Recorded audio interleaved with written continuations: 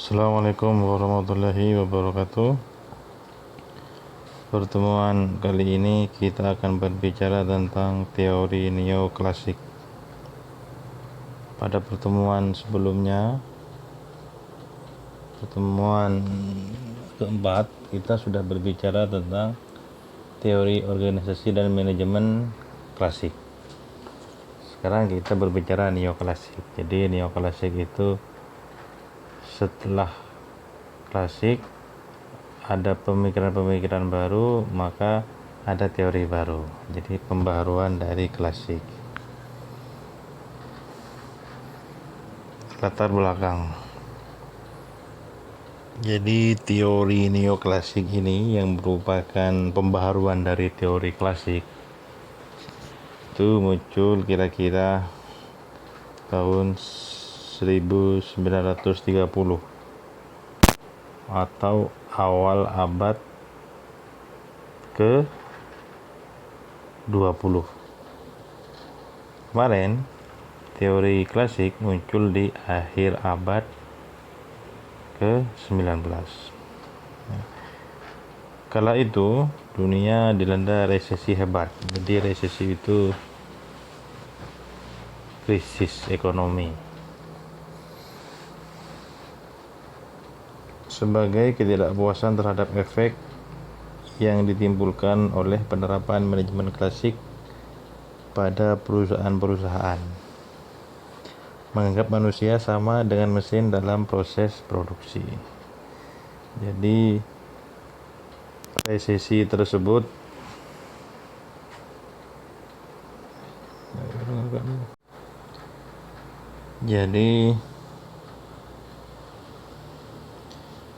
di sini karena keadaan saat itu keadaan sudah mulai jenuh karena perusahaan-perusahaan di situ dalam mempekerjakan karyawannya kurang manusiawi, kira-kira begitu. Jadi sejarahnya ketika dulu menurut teori klasik adanya revolusi industri, ya, banyak pabrik-pabrik berdiri, banyak barang-barang baru diciptakan. Di situ kan banyak lapangan kerja, jadi banyak pabrik dan sebagainya, perusahaan mempekerjakan orang. Nah, ke belakang ternyata orang itu dipekerjakan tanpa melihat bahwa dia itu manusia, jadi dipekerjakan seperti mesin. Sehingga muncullah teori baru ini. Teori klasik, setiap pekerjaan didasarkan kepada perhitungan efisiensi dan pencapaian target tinggi. Teori klasik terkenal era produksi massal. Cara kerja manusia mengubah sifat sosialnya menjadi individualis. Jadi seperti yang saya jelaskan tadi, munculnya revolusi industri, banyak pabrik-pabrik baru, banyak barang-barang baru diciptakan. Segi positifnya, banyak orang tidak nganggur, banyak lapangan kerja, ya. Permintaan semakin banyak di seluruh dunia, mobil, mesin dan lain sebagainya.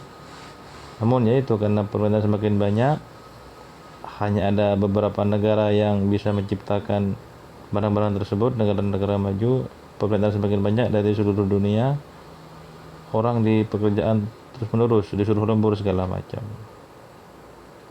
Jadi kurang manusiawi, sehingga pada tahun ini muncullah teori neoklasik ini. Jadi gambarannya seperti ini. Kalau kita jelaskan secara singkat. Jadi karena orang sudah mulai jenuh, para pekerja sudah mulai jenuh, mulai capek dengan sistem yang dibuat oleh atasannya di perusahaan, maka pekerja sering bolos dan pindah-pindah kerja karena jenuh. Jadi kerja di sini kok memang penghasilan cukup banyak, tapi capek dan stres. Perusahaan membatasi ruang gerak karena pesanan banyak, sehingga karyawan itu sering disuruh lembur, tidak boleh izin dan lain sebagainya.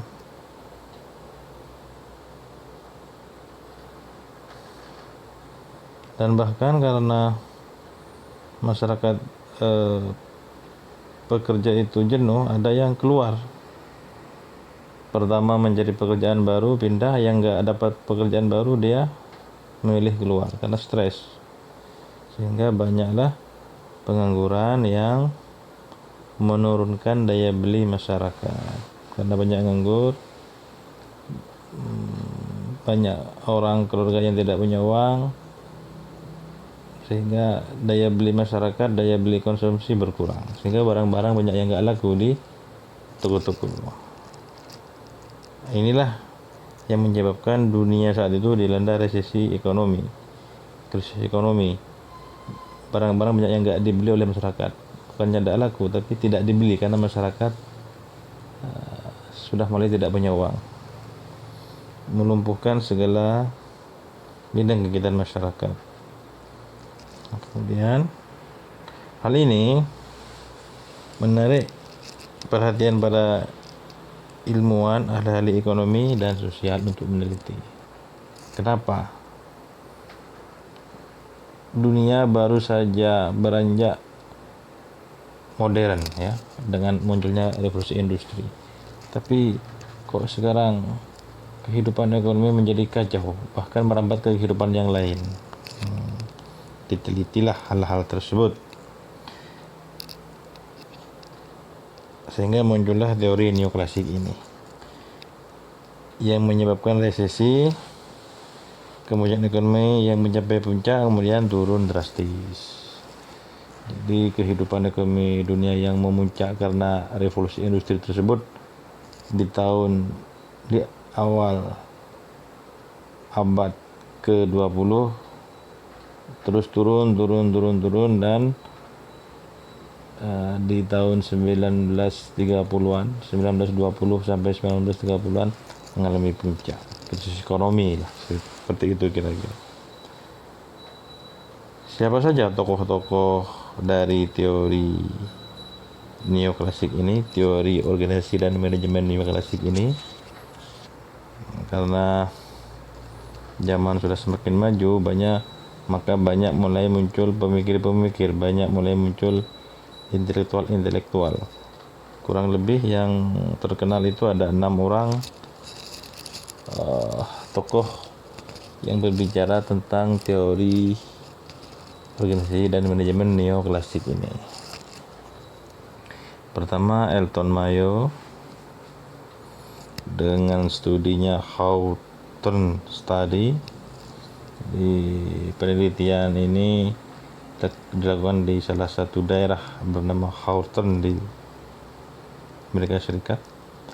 Kemudian ada yang kedua, Hugo Mastenberg dengan psikologi industri. Kemudian yang ketiga ada Abraham Maslow dengan teori hierarki kebutuhan dasar, basic need. Kemudian yang keempat ada Herzberg, motivasi 2 faktor. Yang kelima ada Kester Bernard, sistem kerjasama. Dan yang terakhir ada Douglas McGregor dengan teori X dan Y. Jadi inilah para peneliti yang meneliti tentang pola kehidupan di sebuah perusahaan, pola kehidupan di sebuah organisasi perusahaan. Titik tekannya kok banyak para pegawainya yang mengundurkan diri, banyak pegawainya yang pindah kerja, bahkan banyak pegawai yang di PHK. Kenapa di PHK? Karena kerjanya sudah tidak sesuai aturan, tidak patuh kepada instruksi atasan. Itu ada apa? Mari kita bahas satu persatu. Pertama, Elton Mayo dengan studinya tentang Houghton Study. Apa itu? Penemuan-penemuan Houghton telah menambah dimensi-dimensi baru dan esensial bagi teori organisasi. Di dalam studi Houghton tersebut telah memperkenalkan gagasan bahwa organisasi adalah suatu sistem terbuka di mana segmen teknis dan manusiawi saling terkait erat. Dan pada akhirnya percobaan-percobaan Houghton menunjukkan bagaimana kegiatan kelompok-kelompok kerja kohesif sangat berpengaruh pada operasi organisasi. Jadi di sini Elton Mayo mengatakan bahwa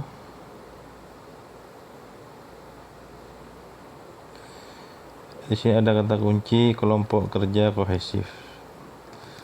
Jadi kohesif itu hubungan padu, hubungan harmonis antara orang-orang yang ada di perusahaan tersebut, terutama antara bawahan dengan atasan. Jadi organisasi perusahaan kalau ingin sehat itu harus kelompok kerjanya kohesif. Jadi harus ada keharmonisan, kekompakan, keterpaduan. Itu kuncinya. Ketika ada beberapa personel yang tidak harmonis, itu bisa merembet, bisa merusak kehidupan organisasi perusahaan. Misal begini, kehidupan organisasi atau perusahaan lah, ya.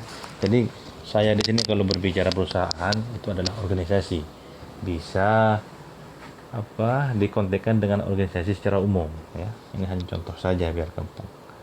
Misal begini, di suatu perusahaan ada 100 pegawai yang bekerja di situ, dari atasan paling atas sampai bawahan paling bawah.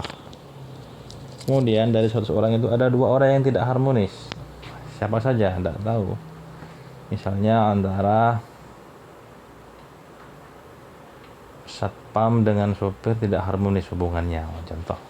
Nah, itu kalau tidak segera diatasi, dibiarkan mereka itu tidak harmonis, itu bisa merembet ke yang lain. Misal, tentunya antara satpam dan sopir di sini memiliki masalah pribadi. Tentunya si satpam di sini ingin menjadi pendukung, begitupun si sopir ingin menjadi pendukung, maka dia berbicara ke temannya menjadi pendukung bahwa kata si satpam sopir itu jelek, begitupun sebaliknya. Lah ini kalau teman-temannya terpengaruh bisa membuat yang awalnya 2 orang bisa bertambah menjadi 4 orang, 10 orang, 20 orang ya tidak harmonis. Nah, ini maksud Elton Mayo di situ. Jadi harus tetap harmonis, bagaimana seorang pimpinan itu bisa menciptakan itu semua, bisa menyelesaikan masalah sebelum membesar, masalah kecil segera diselesaikan agar para karyawan betah bekerja di perusahaan tersebut.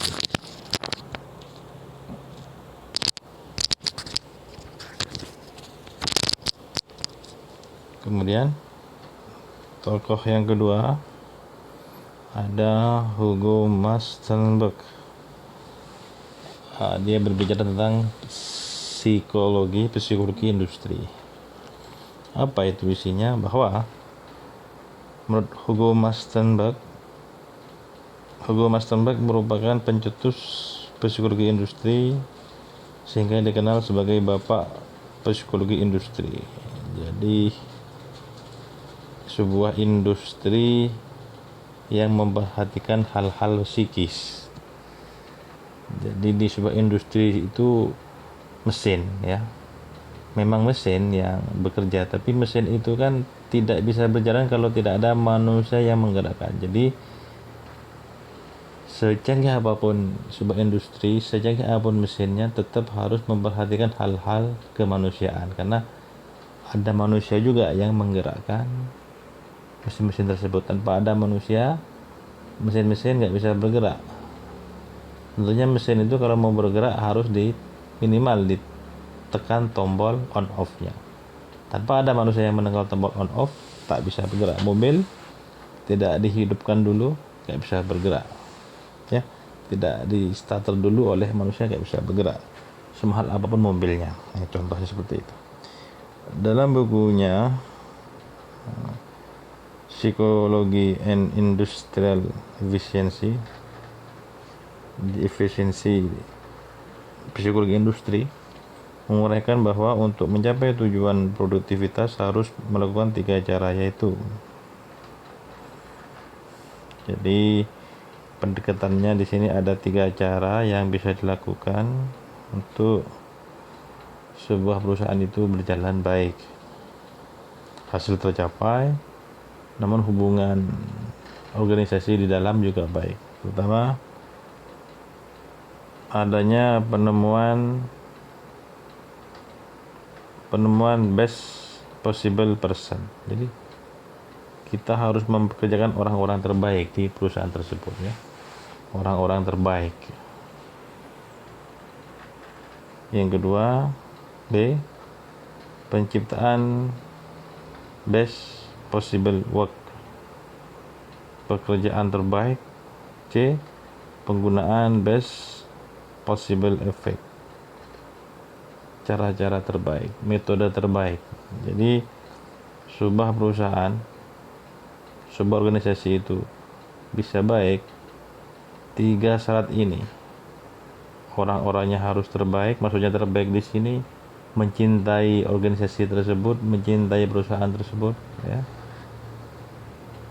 Pekerjaan terbaik, baik orangnya tidak cukup, kerjanya juga harus baik, ya. Kerjanya semangat. Dan yang ketiga, efek terbaik atau metode terbaik, cara-cara pola kerja terbaik, cara-cara menentukan pola kerja yang terbaik, cara menjadwal kerja, cara menentukan hari libur dan lain sebagainya, ya. Cara menentukan upah itu menurut Hugo Massenberg ada 3 syarat. Kemudian tokoh ketiga dalam teori neoklasik ini adalah Abraham Maslow, yang dikenal dengan teori hierarki kebutuhan atau kebutuhan dasar, basic need. Ini terkenal tokoh ini, ya. Teori ini pada dasarnya menyatakan bahwa seseorang berperilaku tertentu karena didorong oleh berbagai kebutuhan yang harus dipenuhinya. Maslow menggolongkan kebutuhan manusia menjadi 5 macam yang tersusun dalam suatu hierarki. Nah, kita lihat hierarkinya. Nah, ini. Jadi teorinya Maslow di sini adalah gambar segitiga ini. Ini adalah kebutuhan dasar manusia, basic need, kebutuhan dasar manusia. Dalam hal ini kebutuhan dasar karyawan, kebutuhan dasar anggota-anggota organisasi. Jadi, agar karyawan kita itu cinta kepada perusahaan yang kita pimpin, agar karyawan itu semangat bekerja, ya, kita suruh dia langsung bergerak, kita suruh lembur dia langsung siap. Kebutuhan dasar ini harus dipenuhi dulu oleh perusahaan. Jadi kebutuhan dasar manusia, karyawan adalah masuk dalam kategori manusia, kan? Maka seorang bos, pemimpin harus mencukupi kebutuhan dasar karyawan di sini. Apa di situ? Ada pertama kebutuhan fisiologis. kebutuhan akan makanan, minuman, tidur, pakaian, dan lain-lain. Maksudnya di sini adalah upahnya yang cukup, ya. Jadi karyawan itu bekerja, berilah upah yang cukup. Kalau upahnya sudah cukup sebanding dengan tanggung jawab pekerjaannya, maka karyawan itu akan menjadi perusahaan. Jadi gajinya itu cukup untuk kebutuhan hidupnya. Kalau gajinya, honornya aja tidak cukup untuk kebutuhan hidupnya, untuk menghidupi keluarganya, iya pasti karyawan itu cintanya ke perusahaan juga kurang juga. Nah ini harus diperhatikan oleh seorang pemilik perusahaan. Kemudian kebutuhan kedua setelah kebutuhan pokoknya tercukupi adalah di situ ada rasa aman, keamanan, keteraturan, stabilitas, dan lain-lain. Jadi karyawan itu harus merasa aman ketika dia ada di mana-mana, terutama ketika dia ada di kantor. Dia di kantor merasa aman, bekerja merasa aman. Contoh, seorang karyawan bekerja di kantor, minimal parkirannya aman dari curanmor mall. Karena kalau parkirannya nggak aman, karyawan itu bekerja nggak fokus karena khawatir motornya diambil orang. Nah ini salah satu contoh, ya. Jadi mungkin kita pernah menemukan sebuah perusahaan yang parkirannya nggak aman, di pinggir jalan nggak dijaga, nggak ada CCTV, sehingga ada motor karyawannya hilang. Nah itu rasa amannya sudah tidak ada, sehingga karyawan itu kurang mencintai perusahaan.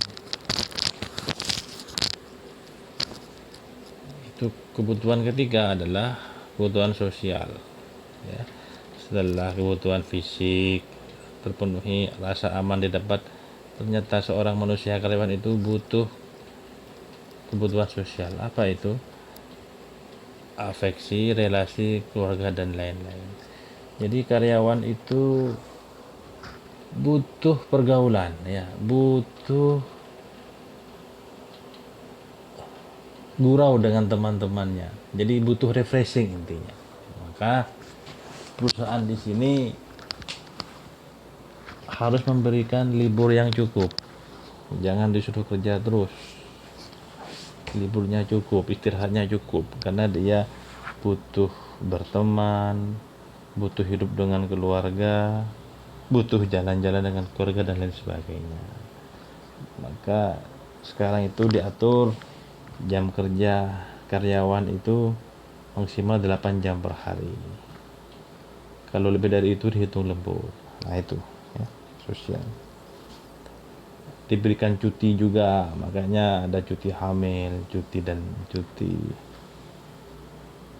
Makanya sekarang itu perusahaan itu menyediakan cuti per tahun kepada karyawannya itu masih sekitar berapa hari begitu. Ada yang kalau saya tidak salah itu 12 hari. Jadi perusahaan itu menyediakan hari cuti kepada karyawan, cuti apa saja, setahun 12 hari. Nah, ini dalam rangka sosial.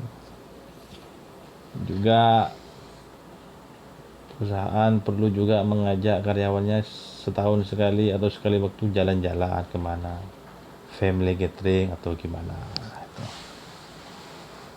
Kemudian berikutnya, karyawan itu butuh penghargaan. Nah, jadi perusahaan di sini harus memberikan penghargaan kepada karyawan yang bekerja bagus. Ya, misal dari 100 karyawan pasti ada yang menonjol satu, itu diberikan penghargaan. Misalnya karena dia kerjanya bagus, diberangkatkan umroh atau lain sebagainya lah, diberi penghargaan. Pertama itu sebagai penghargaan bagi yang bersangkutan, dia sudah bekerja rajin, dia mendapatkan itu. Yang kedua, memotivasi karyawan-karyawan yang lain bahwa kalau dia bekerjanya rajin, bagus, dia akan mendapatkan hal lebih dari perusahaan, seperti itu. Dan yang terakhir, kebutuhan karyawan itu adalah aktualisasi diri, pengembangan diri, pemenuhan edukasi, dan lain-lain. Jadi karyawan itu butuh dipromosikan. Jadi atau karyawan itu harus minimal didengar saran-sarannya. Itu kan aktualisasi diri, ya. Jadi misalnya ada karyawan yang bagus kerjanya, diberi penghargaan, maka dinaikkan jabatannya. Dan karyawan itu diberi hak bicara, hak berpendapat. Lalu pendapatnya ditampung dan pendapat yang terbaik, pendapat yang suara terbanyak dikerjakan, diaplikasikan dalam aturan dalam organisasi perusahaan tersebut. Maka karyawan di sini akan merasa puas, semakin cinta dia dengan perusahaan. Kritik saran membangun. Nah ini ya, kritik saran membangun. Inilah kebutuhan dasar Maslow, kebutuhan dasar karyawan, kebutuhan dasar manusia, kebutuhan dasar anggota-anggota organisasi. Teori ini terkenal, ya, bisa diterapkan di organisasi manapun. Tentunya kalau di dalam organisasi selain perusahaan, fisiologis itu tidak harus upah. Kalau upah, gaji itu kan kalau dalam perusahaan. Kalau dalam organisasi masyarakatan yang itu bukan profit oriented, fisiologis ini bisa selain dari gaji dan upah. Apa begitu? Misal dalam sebuah organisasi seragam, ada seragam. Nah, ya, dalam sebuah organisasi di situ diberlakukan seragam organisasi. Ya, tidak usah bagus, minimal kaos. Ada kaos, semua karyawan pakai kaos itu. Kaos itu berisi identitas organisasi. Nah, itu dengan adanya kaos itu menumbuhkan semakin cintanya kepada sebuah organisasi tersebut. Itu. Berikutnya itu sudah dijelaskan. Yang orang keempat, ya, tokoh keempat itu ada Herzberg yang berbicara tentang teori dua faktor. Apa itu dua faktor? Maksud dari Herzberg ini bahwa teori ini dinamakan teori dua faktor karena dalam teori ini dikembangkan dua faktor motivasi bagi para pegawai. Faktor yang pertama dinamakan faktor yang membuat pegawai merasa tidak puas,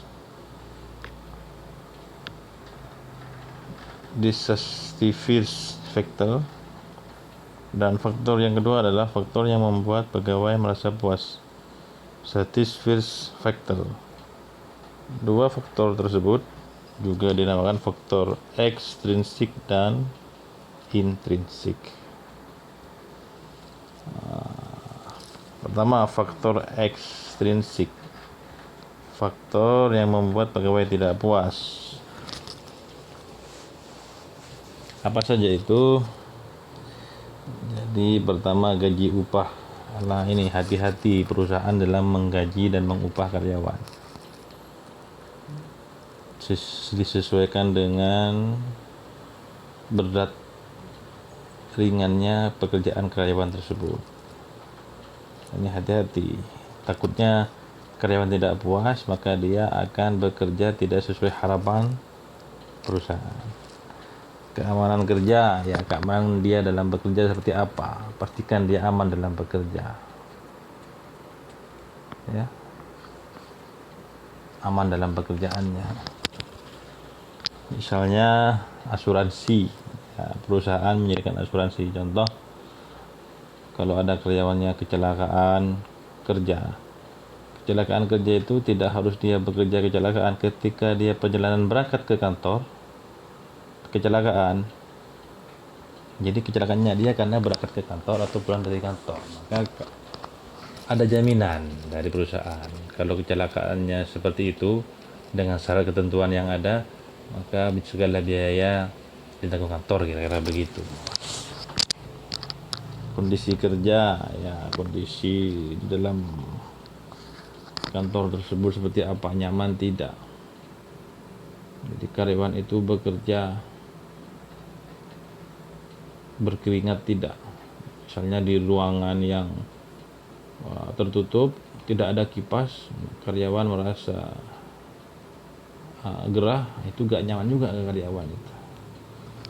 Apalagi kalau lain dengan di dalam suatu ruangan bekerja dan di situ ber-AC, karyawan akan semakin semangat juga bekerja. Status karyawan seperti apa statusnya? Misalnya kontrak tetap, tentunya status itu membuat karyawan merasa tenang juga. Kalau dia masih kontrak, dia juga merasa kurang aman. Kalau sudah pegawai tetap, dia akan merasa aman. Nah, ini status dia seperti apa. Nah, ini tergantung kebijakan perusahaan. Kebijaksanaan perusahaan, ya, kebijaksanaan perusahaan seperti apa dia memperlakukan karyawan. Bijaksana tidak. Apakah karyawan itu boleh izin atau tidak? Karena ada perusahaan yang tidak boleh izin. Kalau mau izin, selama izin itu selama nggak masuk tidak digaji. Nah, itu salah satunya. Tapi juga tergantung perusahaan juga, gitu kan, bagaimana mau memperlakukan. Ini hanya sekedar teori ya saja. Kemudian mutu dan teknik pengawasan. Teknik pengawasan perusahaan kepada karyawan.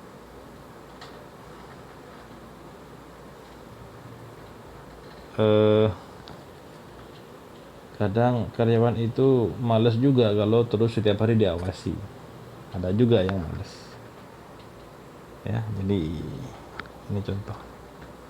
Kemudian interaksi antar personal yang dapat dibedakan menjadi interaksi antar sesama pegawai, interaksi antar atasan bawahan. Jadi kehidupan pergaulan di perusahaan tersebut seperti apa.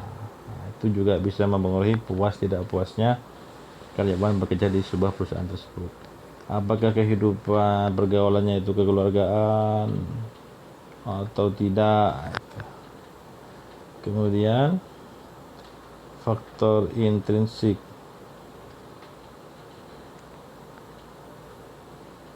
Faktor pemuas. Contohnya apa? Hal-hal yang bisa menjadi dorongan bisa memuaskan karyawan di situ. Pengakuan dari perusahaan, jadi diakui. Jadi karyawan yang bekerja di perusahaan ini diakui sebagai keluarga besar, maka nanti ketika pensiun akan diberi, ketika sudah tidak bekerja lagi di sini karena usia sudah tua, maka akan diberi pensiun, akan diberi pesangon, begitu. Atau juga di sini keluarga karyawan menjadi tanggung jawab perusahaan, misalnya ketika punya anak-anaknya sekolah, nah, di situ ada tambahan honor karena anaknya sekolah, subsidi, ya. Karena anaknya sekolah diberi tambahan honor segala macam gitu. Katanya tanggung jawab. Jadi karyawan itu semakin diberi tanggung jawab besar, dia semakin puas. Misalnya itu diberi jabatan-jabatan. Ya, awalnya karyawan biasa, karena bagus dinaikkan menjadi koordinator atau menjadi supervisor atau menjadi kepala bagian, seperti itu bisa memberikan kepuasan bagi karyawan. Kemudian prestasi, jadi ada karyawan yang berprestasi, kerjanya bagus, diberi reward.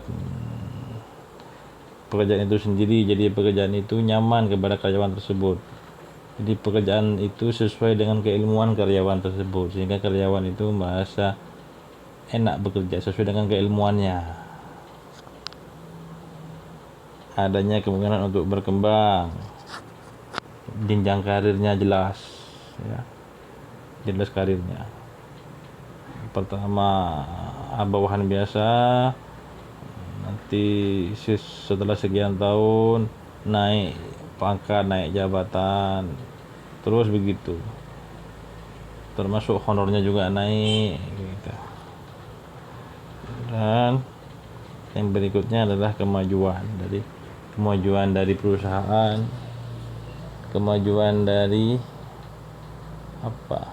karyawan tersebut. Misalnya begini, perusahaan rokok umpama ini perusahaan rokok tersebut mendapatkan penghargaan dari negara sebagai perusahaan rokok terbaik di antara perusahaan rokok yang lain. Ini juga bisa memberikan kepercayaan diri karyawan, bisa memberikan kepuasan kepada karyawan begitu. Wah, perusahaan saya perusahaan terbaik di Indonesia, kira-kira seperti itu. Termasuk kemajuan kepada karyawannya juga begitu.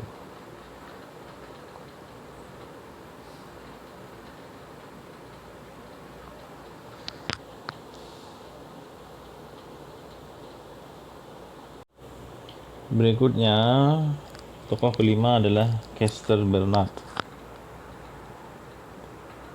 yang pemikirannya tentang sistem kerjasama. Chester Bernard merupakan pencetus organisasi sebagai sistem sosial. Ialah yang pertama kali memperlakukan organisasi sebagai suatu sistem. Bernard dalam karyanya The Function of the Executive menekankan agar organisasi dan individu dapat berhasil. Organisasi dan individu tersebut harus mengembangkan kerjasama. Bernard menekankan pentingnya pengakuan terhadap adanya organisasi informal di samping organisasi formal. Jadi menurut Bernard di sini adalah adanya kerjasama yang baik, ya, kerjasama yang baik. Jadi seorang bos, pimpinan perusahaan harus bisa menciptakan itu semua, kerjasama yang baik.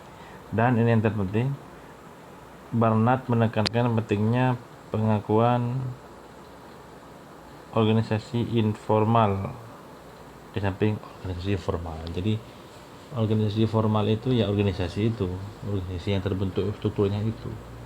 Misalnya itu di perusahaan, ya perusahaan itulah organisasi formal. Perusahaan di situ ada pimpinan, ada manajer, ada karyawan dan sebagainya. Juga menurut Bernard ini perlu ada organisasi informal, karena organisasi informal itu organisasi yang ada di dalam organisasi itu.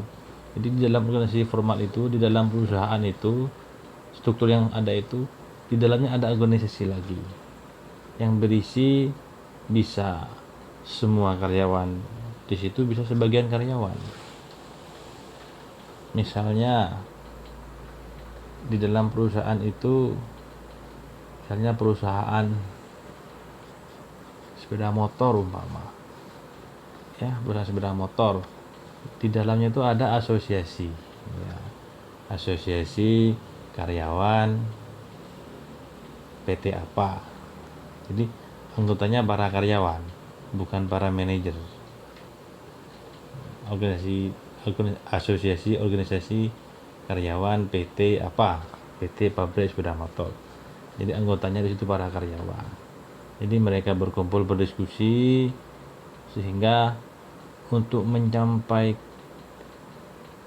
menyampaikan saran kepada pimpinan dirembuk oleh asosiasi tersebut. Lalu ketuanya menyampaikan ke pimpinan perusahaan, bahwa pimpinan, ini adalah aspirasi dari para karyawan, setelah kami rapatkan kami minta kenaikan gaji umpama gitu.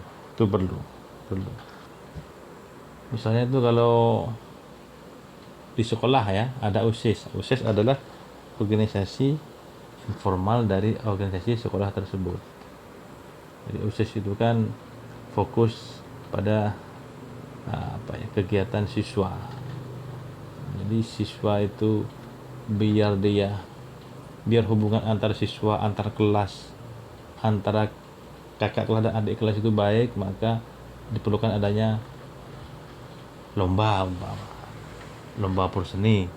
Nah, ketua OSIS mengusulkan ke kepala sekolah. Itu kira-kira di sini maksud dari Kester Barnard ini. Makanya kita tahu banyak asosiasi buruh kan di Indonesia ini. Misalnya ada asosiasi buruh Indonesia. Dia mempunyai pengurus mempunyai anggota di tiap-tiap perusahaan. Maka pemimpin perusahaan di sini tidak boleh melarang karyawannya untuk gabung di perusahaan di asosiasi itu. Bahkan akan membuat cabang di perusahaannya dipersilahkan. Ini maksud dari Kester Barnard.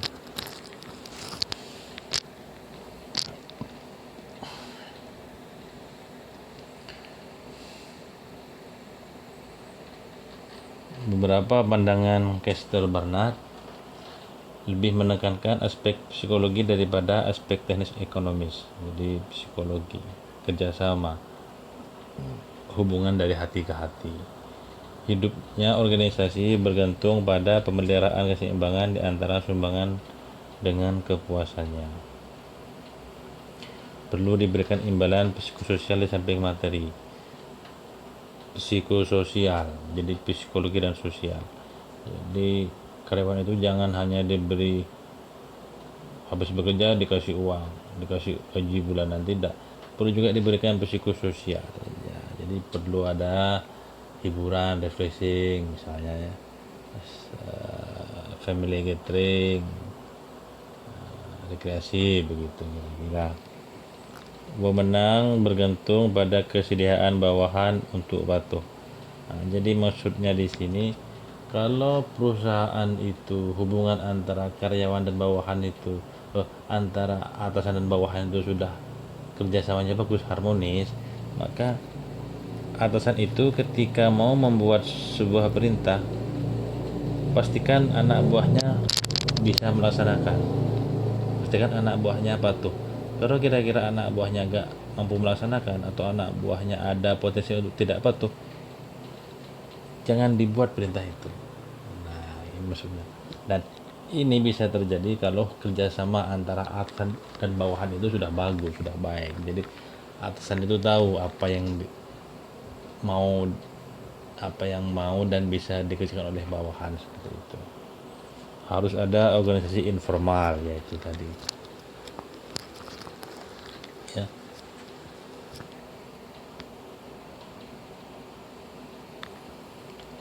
Kemudian yang terakhir tokoh keenam adalah Douglas MacGregor dengan teori X dan Y. Nah, ini sudah kita bahas dalam materi kepemimpinan ya. Teori X dan Y. Ya. Jadi Douglas mencatatkan ada dua pandangan tentang manusia. Pandangan pertama, pada dasarnya bawahan itu sifatnya negatif. Ya. Teori X. Jadi bawahan itu harus dipaksa untuk bisa bekerja. Dan yang lainnya pada dasarnya adalah positif, teori Y. Jadi karyawan itu, bawahan itu sudah dewasa, tinggal diberi aturan, diberi tulisan tata tertib atau prosedur kerja di pintu, pasti mau langsung jalan tanpa dimarahi. Ini teori ya. Jadi yang sudah pernah saya jelaskan ketika menjelaskan tentang teori kepemimpinan itu. Jadi MacGregor itu membedakan dua bentuk, dua watak bawahan. Ada bawahan yang bagus, bawahan yang kurang bagus. Bawahan yang bagus itu diperintah sekali langsung jalan. Bawahan yang kurang bagus harus benar-benar didikte, nah, seperti itu. Dan bawahan yang kurang bagus ini jangan didikte terus, didikte dalam rangka agar dia menjadi karyawan yang bagus. Jadi ada karyawan teori Y ya, ada karyawan teori X. Jadi karyawan teori X ini diupayakan bisa berubah ke Y. Seperti itu maksud dari McGregor ini. Asumsi X. Teori X ada 4 asumsi yang dianut oleh manajer. Para pegawai pada dasarnya tidak menyukai pekerjaan dan jika mungkin menghindarinya. Karena pegawai tidak menyukai pekerjaan, maka mereka harus dipaksa, dikendalikan, dan diancam dengan hukuman. Para pegawai akan mengelakkan tanggung jawab. Kebanyakan pegawai menempatkan rasa aman di atas faktor lainnya yang berhubungan dengan pekerjaan dan hanya akan memperlihatkan sedikit ambisi. Asumsi Y. Teori Y ada 4 asumsi. Para pegawai dapat melihat pekerjaan sebagai sesuatu yang biasa seperti halnya istirahat atau bermain. Manusia akan menentukan arahnya sendiri dan mengendalikan diri jika mereka terikat pada tujuan-tujuan. Rata-rata orang dapat belajar untuk menerima, malahan mencari tanggung jawab. Kreativitas yaitu kemampuan untuk membuat keputusan-keputusan yang baik tersebut tersebar luas pada seluruh populasi dan tidak selalu merupakan hak dari mereka yang menduduki fungsi manajerial. Jadi yang sudah pernah saya jelaskan, jadi teori X dan Y itu adalah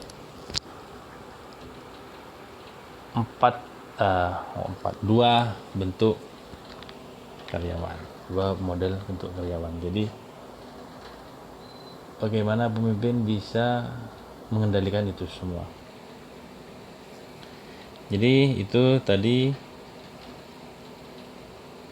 yang sudah saya jelaskan terkait teori organisasi dan manajemen neoklasik. Ada 6 tokoh. Terima kasih. Wassalamualaikum warahmatullahi wabarakatuh.